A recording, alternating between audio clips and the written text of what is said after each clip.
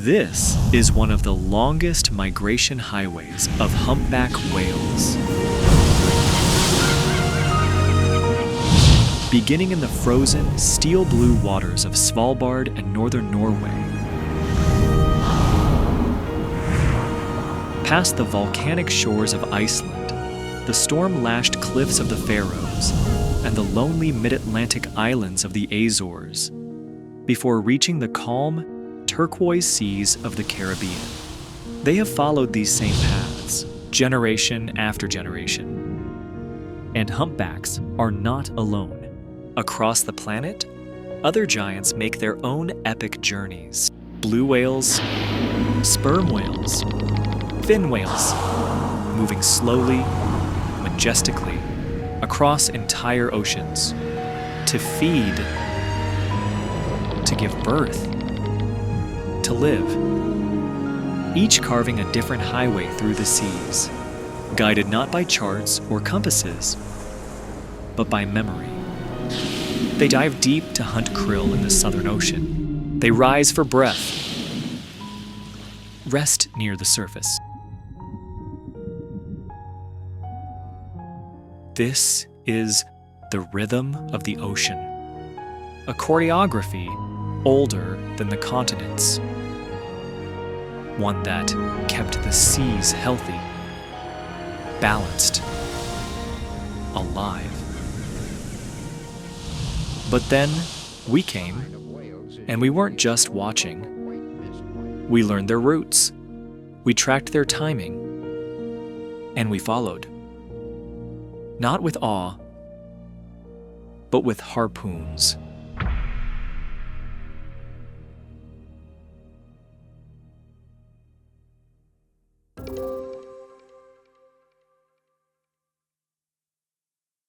For the humpback, it's a journey of extremes. The story begins in the far north, where the days are long, the air is sharp, and the seas are overflowing with life. Summer has filled these waters with plankton, and the plankton has drawn in swarms of krill and schools of fish. For humpbacks, this is the season to eat, and they eat without rest. Each dive brings up mouthfuls of prey, filtered through the baleen plates that line their jaws. They're in a hurry. Winter is coming, and with it, a long migration to waters where food will be scarce. Here in the northern seas, calves learn the rhythm of the hunt beside their mothers. They are not just eating to satisfy hunger. They are building reserves, layering fat beneath the skin. This blubber will be their fuel for the months ahead, when there will be little chance to feed. By late summer, the signs of change are everywhere. The light fades faster each evening. Ice begins to creep back across the Arctic seas, and so the humpbacks leave. They head south, covering thousands of kilometers in great sweeping arcs across the Atlantic and Pacific. Their goal is the tropics, shallow, calm waters where males sing to attract mates, and mothers give birth in relative safety. It is a trade-off written deep into their biology: rich food in the cold north and safe nurseries in the warm south. Some humpbacks complete round trips of more than 16,000 kilometers in a year, among the longest journeys in the animal kingdom. Young calves learn the exact paths from their mothers, imprinting routes that have been followed for generations. Blue whales, the largest animals ever to live on Earth, also spend their summers feeding at the edge of the ice in the Antarctic. Each day, they consume tons of krill, gorging to build the fat reserves they need. When the polar seas begin to close, they move northward, sometimes as far as Madagascar or Western Australia. In the Pacific, others follow a route from California to the Costa Rica Dome, an area of nutrient-rich upwelling. Their migrations may stretch for thousands of kilometers, and their deep, resonant songs carry across entire basins, perhaps guiding them as they move. Fin whales, nearly as large, follow similar rhythms. Some feed each year around Iceland or Greenland, and then slip south when the season changes. Others stay resident in temperate seas, moving shorter distances. They are less predictable than humpbacks or blues, but they too live by the push and pull of food in the north and breeding grounds in the south. Then there are the gray whales, long-distance travelers without equal. As autumn approaches, tens of thousands of grays gather in the Bering and Chukchi seas. They feed in shallow waters, scooping amphipods from the seafloor. But the clock is ticking. When the ice begins to spread, they turn south. Their migration follows the coastline of North America, stretching all the way to the lagoons of Baja California, Mexico. Some travel more than 20,000 kilometers in a single year, the longest known migration of any mammal. By the time they reach the lagoons, pregnant females are ready to give birth. The calm, protected waters shield newborn calves from killer whales and the cold. By late spring, the grays begin the return journey north. Mothers with calves in tow cover more than 100 kilometers a day, retracing the path to the Arctic. For sperm whales, the pattern is divided by sex. Females and calves remain in warm tropical waters year-round, living in stable pods. Adult males, however, strike out alone. They swim to higher latitudes, sometimes as far as the Arctic, to feed on squid in the deep ocean. They may spend years away before returning to the tropics to breed. These solitary journeys are less predictable, but no less vast. Over a lifetime, a sperm whale bull may travel millions of kilometers across the world's oceans. Bowhead whales live an entirely different cycle, bound to the ice. They do not cross entire basins, but follow the shifting edge of the pack, moving north as the ice retreats, and south as it advances. Minke whales, smaller but no less resilient, travel shorter distances, often remaining within temperate zones. Each species follows its own route, but the rhythm is shared. Feed where the seas are rich. Breed where the waters are safe. It is a balance that demands endurance and precision.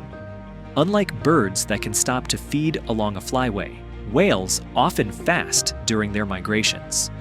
They rely entirely on the fat reserves built in summer, trusting in their ability to navigate across thousands of kilometers without distraction. How they find their way across such vast distances is still partly a mystery. Maybe they sense Earth's magnetic field, like an internal compass guiding them through the deep. Or maybe it's the position of the sun, or the stars above. A map written in light. Some scientists even believe whales remember the contours of coastlines, passing this knowledge down through generations. And then there's sound. Low, resonant calls that can travel for hundreds of kilometers, perhaps serving as beacons or rendezvous points along the way. Whatever their methods, the whales kept moving, season after season, unaware that their predictable rhythms were becoming a map for us. By the 18th and 19th centuries, human eyes weren't just admiring these migrations, they were calculating them. Ports and whaling stations began keeping records, noting when and where whales would appear. Migratory highways, once invisible lines across the sea, turned into predictable hunting grounds. The very constancy that had kept whales alive for millennia now exposed them. And soon, the great migrations were less a wonder of nature and more a schedule for slaughter.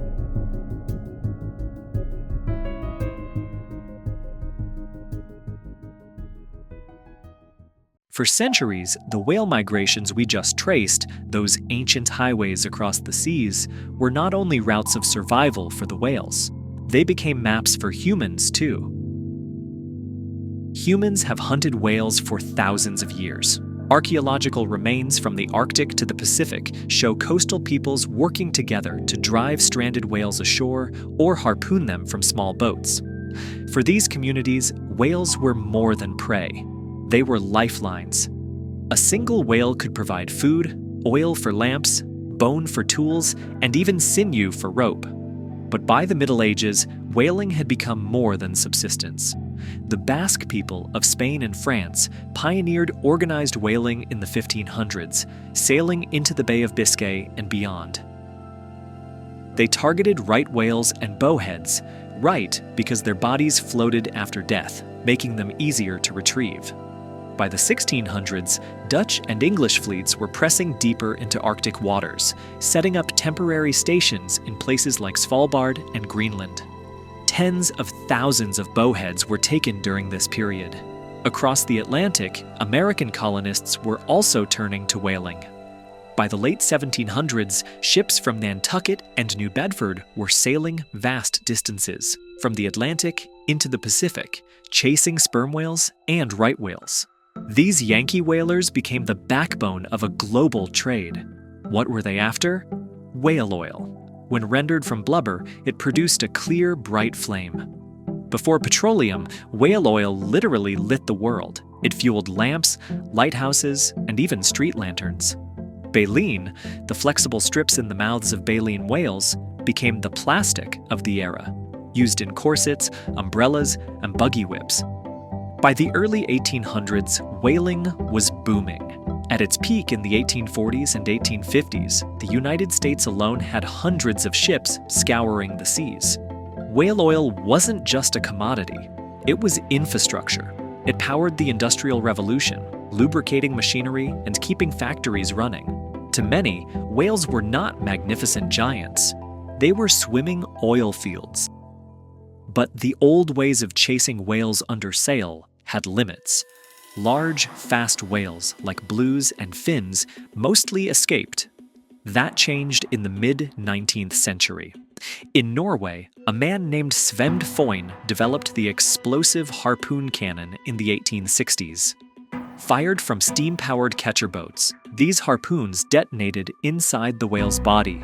Now, no species was safe. Even the mighty blue whale, the largest creature ever to live, could be killed and towed back. By the 1890s, modern whaling had begun. Norwegian fleets hunted relentlessly along their coasts, then pushed outward. In 1904, Carl Anton Larsen established the first Antarctic whaling station at Grytviken on South Georgia. What followed was the industrialization of whale hunting on a scale the world had never seen. In the 1920s, the innovation of the factory ship supercharged the slaughter. These floating plants came with slipways, ramps that allowed dead whales to be hauled directly onto deck, butchered, and boiled down into oil. No longer tied to shore stations, fleets could roam anywhere. And they did. Each austral summer, Antarctic seas turned red. Fleets from Norway, Britain, Japan, and later the Soviet Union descended on the Southern Ocean. Blue whales were especially prized. One blue whale could yield up to 120 barrels of oil. In the 1930 to 1931 season alone, more than 29,000 blue whales were killed in Antarctic waters. World War II briefly slowed the industry, but once peace returned, the killing resumed. This time with even larger fleets, newer weapons, and more nations competing for the spoils. What happened in the next decades is almost beyond comprehension. Between 1900 and 1999, nearly 3 million whales were killed worldwide. To put that in perspective, it is perhaps the single largest removal of animal biomass in human history. In the Southern Hemisphere alone, 2 million whales were taken. In the North Pacific, over 500,000, another 250,000 in the North Atlantic. Species by species, the toll is heartbreaking. The peak years came in the 1960s. Around 1964, more than 70,000 whales were killed in a single year.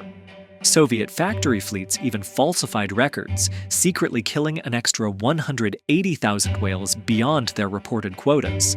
In just 2 Antarctic seasons, they exterminated an estimated 48,000 humpbacks, driving entire populations to collapse. What had once been migration highways full of life were becoming silent. Songs and spouts grew rare. Entire species teetered on the brink. By the late 1960s, the damage was undeniable. Antarctic blue whales, once numbering in the hundreds of thousands, had been reduced to a population so small it was almost invisible. Western Pacific gray whales vanished entirely. Humpbacks in the North Pacific were nearly gone. The ocean's most powerful symbol of abundance was being emptied by industrial appetite. And yet, at the same moment, something remarkable happened. A man named Roger Payne recorded the haunting songs of humpback whales. Released in 1970 as Songs of the Humpback Whale, the record went global.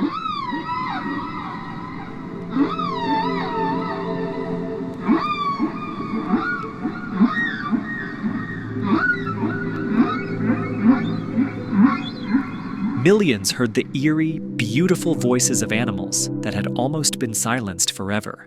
It sparked a movement. The first great international environmental campaign. Save the whales. For the first time, people saw whales not just as resources, but as fellow creatures with voices, culture, and mystery.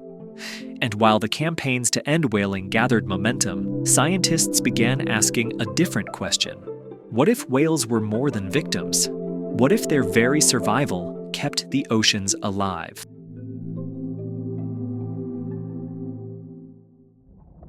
In the open waters of the tropics, a family of sperm whales drifts just beneath the surface. The calves press close to their mothers, sensing they will soon descend into the deep. They cannot follow. The crushing pressure would kill them long before they reached the squid that lurk far below. When the mothers dive, the young are left at the surface, sheltered in the company of other juveniles, guarded by an older female. She is not their mother, but her presence is crucial. Without her, the calves would be vulnerable, exposed in a world where predators like pilot whales patrol, looking for any chance to strike at the weak. Then, one by one, the mothers take a deep breath and begin their descent. Their dives last close to an hour, plunging over 1,000 meters into darkness, where giant squid roam. They use clicks and echoes to navigate the black water, hunting silently until at last they return. When they break the surface, the calves rush toward them, pressing their bodies close, brushing against their mothers as if to make sure they are real. Scenes like this play out every day, and yet, hidden inside these ordinary routines, whales are doing something extraordinary. Each time they dive and rise, they move nutrients between worlds. Scientists call it the whale pump. The deep ocean is full of iron, nitrogen, and phosphorus, the building blocks of life. But locked in darkness, those nutrients are out of reach for the tiny plants at the surface that need sunlight to grow. Every time a whale surfaces, it carries those nutrients upward. Their waste enriches the water, feeding phytoplankton, the base of the entire marine food chain. And this is only half the story. Whales don't just move nutrients vertically, they also move them across oceans. Migrating between polar feeding grounds and tropical breeding grounds, they spread fertility from one end of the world to the other. A single blue whale may release tons of iron-rich waste across its lifetime, fertilizing vast patches of ocean. For years, there was a simple theory about whales and krill. Fewer whales should mean more krill, since whales were the main predators. But when industrial whaling drove whale populations down, the opposite happened. Krill numbers didn't rise. In some regions, they collapsed. The reason is now clear. Whales were not just consumers of krill, they were enablers. Their nutrients fed the phytoplankton that krill depended on. Without whales, the foundation of the food web weakened. Removing whales had destabilized the very system they had helped sustain. And the consequences of this reach far beyond krill. Phytoplankton do more than feed marine life. They help regulate the planet itself. They produce half the oxygen we breathe. They capture massive amounts of carbon dioxide, moving it down into the deep ocean when they die and sink. Which means that whale activity, feeding, diving, excreting, is tied directly to the balance of Earth's climate. But the whale's role doesn't end when they die. A sinking carcass becomes what scientists call a whale fall. As it drifts to the seafloor, it feeds sharks and scavengers. Once it settles, it creates a lasting oasis of life. Worms, crabs, and clams colonize the bones, feeding for decades on the nutrients locked inside. A single whale fall can support hundreds of species. Even their sheer size matters for climate. A blue whale can weigh more than 150 tons, much of it carbon stored in flesh and bone. When such a whale dies naturally and sinks, that carbon is locked away in the deep sea for centuries. Scientists call this blue carbon, living climate regulation carried out by the giants of the ocean. Different whales contribute in different ways. Gray whales disturb the seabed as they feed, recycling nutrients in coastal ecosystems. Sperm whales bring the chemistry of the abyss up to the surface. Humpbacks transport energy between hemispheres, from polar waters to tropical lagoons. Each species shapes the ocean differently, but together they stitch the system into one. As in the 1970s, recordings of humpback whale songs electrified the world. Suddenly, these creatures were not just statistics on a whaler's logbook, they were musicians of the deep, singing haunting, evolving songs that spread across entire oceans. For the first time, humanity began to grasp that whales live in societies, pass down traditions, and perhaps even create art. It was this revelation that turned the fight against whaling into something far greater than a conservation issue.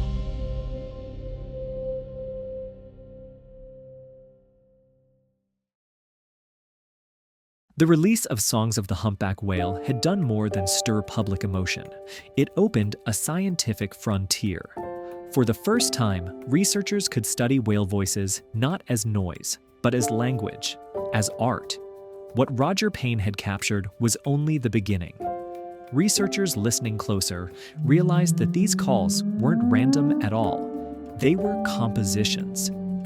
Humpback sang in repeating patterns, notes arranged into phrases, phrases woven into themes, and themes into entire symphonies that could stretch half an hour long. Even more astonishing, every male in a region performed the same song, synchronized across thousands of miles. And then, season by season, those songs evolved. New verses emerged, old refrains vanished, yet the entire population shifted together, as though following an unwritten score. This wasn't instinct, it was culture. Musical tradition passed from one generation to the next, reshaped by each singer who joined the chorus. Different whale populations even developed their own dialects. Sperm whale clans used distinct click patterns, codas, to identify themselves, like acoustic fingerprints. Orcas in different regions had unique hunting techniques, teaching their young specialized strategies for catching seals or salmon. The evidence was overwhelming. Whales learned from each other. They taught their young. They remembered. They mourned their dead, sometimes carrying deceased calves for days. They had culture. But perhaps nothing demonstrated this more powerfully than the humpback songs themselves. In the Pacific, researchers documented what they called a song revolution, a new melody that originated off eastern Australia and spread across the ocean like a hit single. Over several years, the song traveled from population to population, reaching all the way to French Polynesia. Whales were learning songs from distant relatives and adopting foreign melodies as their own. These discoveries transformed the conversation about whaling. The industry had always justified the hunt with cold economics. Whales as swimming oil reserves, nothing more. But the songs revealed something that couldn't be measured in barrels or profits. They revealed voices. When people heard those recordings, they didn't just hear sounds. They heard the ocean's memory being erased. They heard cultures being destroyed. They heard art being murdered. The songs gave whales something they'd never had before, a voice in their own defense. And that voice would soon become a rallying cry that would challenge the whaling industry like never before. By the late 20th century, the world had seen enough. Public pressure was mounting and international bans were on the horizon. But not everyone agreed. some nations refused to lay down their harpoons. They called it culture. They called it science. In reality, the hunt continued. And so, the story of whales shifted from an age of open slaughter to a new era of defiance, politics, and high seas conflict. By the 1980s, most of the world had changed its mind about whaling. The harpoons were still active, but the excuse had changed. In 1986, the International Whaling Commission, IWC, implemented a global moratorium on commercial whaling. It was meant to be a turning point, a pause for populations to recover and for science to catch up. But the loopholes were already there. Under IWC rules, countries could still kill whales for scientific research. They just had to issue themselves a permit. Japan used that opening.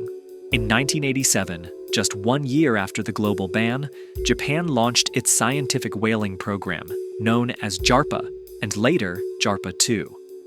On paper, these programs were about studying whale populations. In reality, they looked almost identical to commercial whaling. Same ships, same harpoons, same meat on the market, labeled as byproduct. Each year, Japan's fleet returned from the Southern Ocean with hundreds of dead whales, mostly minke whales, but also fin and occasionally even sperm whales. The meat was sold in Japanese markets, and the justification was always the same: research. Scientists around the world criticized the program. The studies were poorly peer-reviewed. Non-lethal alternatives like biopsies, tagging, and satellite tracking were widely available. Even the IWC's own scientific committee questioned the value of killing so many whales for data. But Japan insisted it was legal, and for years, no one stopped them. Something else had to change, and it did. Not from governments or treaties, but from a new generation of environmental activists. In 1975, a small group of young idealists sailed into the Pacific Ocean and did something no one had done before. They put themselves between a whale and a harpoon. These activists were from a fledgling organization called Greenpeace. Their boat was small, their resources were limited, but their intent was clear. If governments wouldn't stop the killing, they would try to stop it themselves. Footage from that mission, showing activists in tiny inflatable boats blocking Soviet harpoon ships, shocked the world. It was the first time people had seen what industrial whaling actually looked like. Harpoons fired into living whales, massive bodies hauled up, flensed, and bled out on deck. The visuals changed everything. Whaling, once out of sight and out of mind, was suddenly a public issue, and the tide of public opinion began to shift. In 1977, one of Greenpeace's early members, Paul Watson, left to form a more aggressive offshoot, the Sea Shepherd Conservation Society. Sea Shepherd didn't just protest, they hunted the hunters. Every year, as Japan's whaling fleet set sail for the Southern Ocean under the banner of scientific research, Sea Shepherd launched its own ships in pursuit. These weren't symbolic missions, they were operations, fast, aggressive, and unapologetically confrontational. In the freezing vastness of Antarctic waters, Sea Shepherd vessels tracked Japan's factory ships across thousands of kilometers of open ocean. Their goal? Shut down the hunt by any means necessary. They blocked harpoon ships, they rammed vessels to disable them. They used high-powered lasers to blind lookouts and blasted long-range acoustic devices. Crews hurled stink bombs made from rancid butter onto decks to contaminate work areas. In 2009, Japan set a quota of 935 minke whales and 50 fin whales. Due to disruption, they returned with just over 500. The cost of whaling rose, public scrutiny deepened, and the confrontations escalated. In 2010, Sea Shepherd's high-speed vessel, the Addie Gill, was struck by Japan's Shonan Maru 2. The Addie Gill was sliced in half and sank. No lives were lost, but the incident became a defining moment, captured on camera and broadcast globally. These annual showdowns were documented in Whale Wars, a television series that aired from 2008 to 2015. The series turned Antarctic waters into a stage and Japan's whaling operations into a global spectacle. While Sea Shepherd chased ships, another battle was unfolding in court. In 2010, the Australian government, supported by New Zealand, brought a case against Japan to the International Court of Justice, ICJ. Their argument? Japan's whaling program wasn't science. It was commercial whaling in disguise. The court declared that Japan's Antarctic whaling program violated international law. It did not meet scientific standards, and the hunts had to stop. For the first time, a legal body had called out the truth. Japan paused its program, briefly. Then it rewrote the paperwork, lowered its quotas, and returned to the Southern Ocean under a revised plan. Finally, in 2019, Japan made its decision. It withdrew from the IWC entirely, ending all pretense of research. It resumed open commercial whaling, but only within its own waters. Today, the harpoons haven't vanished completely, but the world around them has changed. Once, over a dozen nations operated whaling fleets. Now, only 3 countries still carry out commercial whaling: Japan, Norway, and Iceland. All of them face the same problem: declining demand. In Japan, whale meat consumption has fallen to less than 1% of what it was during the post-war peak. Most younger generations have never eaten it, and surveys show widespread indifference or opposition to its return. The remaining industry is kept afloat by government subsidies, political lobbying, and shrinking domestic quotas. In Norway, the world's largest remaining whaling nation by volume, quotas remain high, but the number of active ships has dropped. Many of the whales caught aren't even consumed domestically. Some end up as pet food or are exported, often controversially, to Japan. In Iceland, public and political support has shifted dramatically. Only a handful of whaling voyages are conducted each year. In 2023, Iceland imposed the temporary suspension on whaling, citing animal welfare concerns. The country is now openly debating whether the practice should end altogether. Across the globe, whale watching has replaced whale hunting.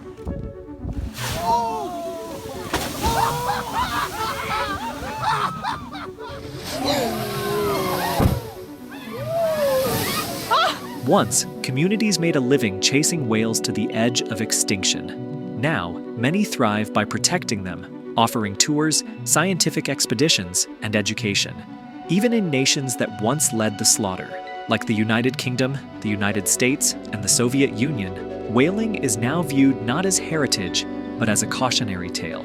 The culture of industrial whaling didn't disappear overnight, but it is fading, challenged by science, overwhelmed by public sentiment, and increasingly out of place in a world that sees whales not as products, but as beings worth listening to.